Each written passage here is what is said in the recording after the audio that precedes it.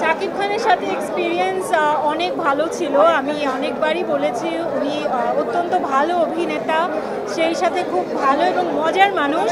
তো কাজ করতে গিয়ে আমার খুব ভালো লেগেছে। আমরা খুবই মজা করে কাজটা করেছি এবং অনেক ইজি হয়েছে আমার ওনার সঙ্গে কাজ করতে। উনি অতটাই সাপোর্টিভ ছিলেন। সো ইজি হয়েছে বলেই আপনারা কিন্তু আমাদের রসায়নটা স্ক্রিনে দেখতে পেয়েছেন। আপনারা সবাই বলছেন যে আমাদের দুজনকে একসাথে দেখতে খুব ভালো লেগেছে, জাস্ট বিকজ যে আমাদের মধ্যে মানে আমাদের মধ্যে ওই ইজিনেসটা ছিল, কারণ আমরা অনেক কথা বলেছি, গল্প করেছি, মজা করে কাজটা করেছি।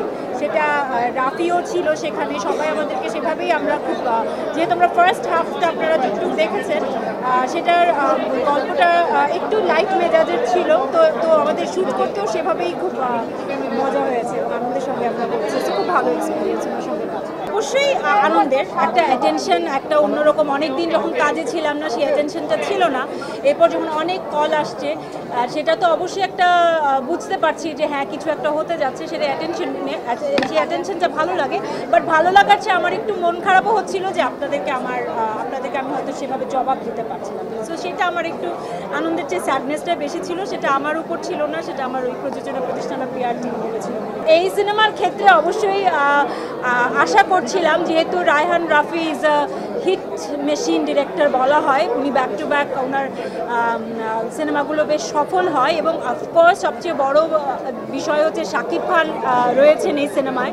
সো এটা হিট হবে এটা জানতাম। আয়নাবাজির সময় আসলে আমরা কেউই, শুধু আমি না, আমরা কেউই আসলে অতটা প্রত্যাশা করে কাজ করিনি। আমরা সবাই বুঝতে পারছিলাম যে কাজটি ভালো হবে, কাজটি করতে আমাদের ভালো লাগছে, সেই জায়গা থেকে করেছি। বাকি পুরোটা যা হয়েছে সেটা তো ইতিহাস, এটা আমাদের প্রত্যাশার বাইরে ছিল। তবে তুফান নিয়ে প্রত্যাশা ছিল।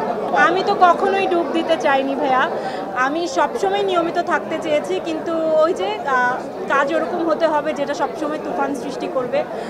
চেষ্টা করব যে নিয়মিত থাকার এবং আশা করব যে যারা আমার শ্রদ্ধেয় পরিচালকরা আছে তারাও আমাকে মনে রাখবেন এবং কাজ করবেন।